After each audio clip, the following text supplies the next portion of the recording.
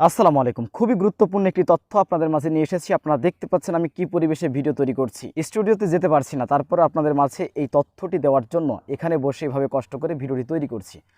সুপ্রিয় দর্শক, breaking news, এইমাত্র পদত্যাগ করেছেন বিএনপির একজন জনপ্রিয় নেতা ডক্টর ফয়জুল হক। তিনি পদত্যাগ করে কি বলেছেন আপনাদেরকে সেটি শোনাবো। তিনি পোস্ট দিয়েছেন তার ফেসবুক পেজে। আপনারা জানেন যে বিএনপির অঙ্গ সংগঠন যুবদলের সন্ত্রাসীরা তারা নৃশংসভাবে একজন ব্যক্তিকে রাজপথে পাথর মেরে হত্যা করেছে, আপনারা দেখতে পেয়েছেন।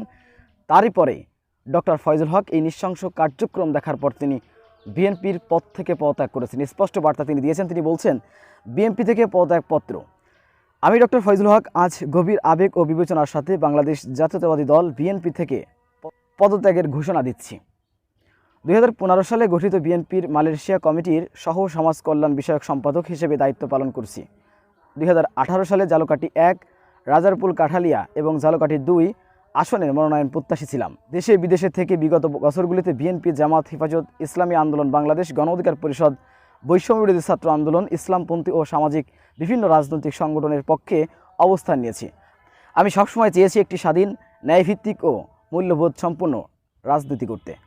কিন্তু অত্যন্ত দুঃখের সঙ্গে লক্ষ্য করছি 5ই আগস্টের ঘটনার পর থেকে বিএনপির রাজনৈতিক নেতৃত্ব ধীরে ধীরে বাম ঘেঁষা মতাদর্শের প্রভাবে পরিচালিত হচ্ছে। যেমন ইসলামপন্থী দল ও ইসলামী চিন্তাবিদরা অতীতে বিএনপির পাশে ছিলেন, আজ তাদের বিরুদ্ধে সরাসরি বক্তব্য দেওয়া হচ্ছে, যা আওয়ামী লীগের কথার সাথে বিস্ময়করভাবে মিলে যাচ্ছে।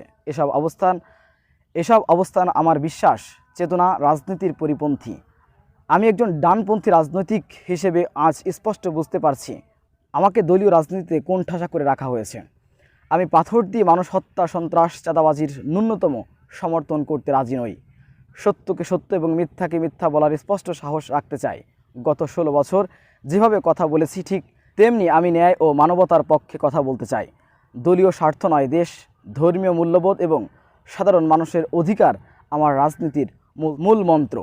জুলাই বিপ্লবের পরে দেশের বৃহত্তর স্বার্থে আমাকে এমন কিছু পদক্ষেপ নিতে হয়েছে যা আদর্শের সঙ্গে সাংঘর্ষিক ছিল। আমি চাই না আমার অবস্থানের কারণে দল বিব্রত হোক, কারণ এখনও অনেক নেতা রয়েছে যারা পরিবর্তিত বাস্তবতাকে মেনে নিতে পারছে না। তারা আজও শেখ হাসিনার দেখানো পথে হেঁটে চলছে। শহীদ রাষ্ট্রপতি জিয়াউর রহমানের স্বাধীনতার ঘোষণা, দেশনেত্রী বেগম খালেদা জিয়ার গণতান্ত্রিক আন্দোলনের ত্যাগ এবং দেশনায়ক তারেক রহমানের দেশের প্রতি ভালোবাসা আমি চিরকাল শ্রদ্ধার সঙ্গে স্মরণ করব। তাদের প্রতি আমার বিনম্র শ্রদ্ধা ও শুভকামনা রইল।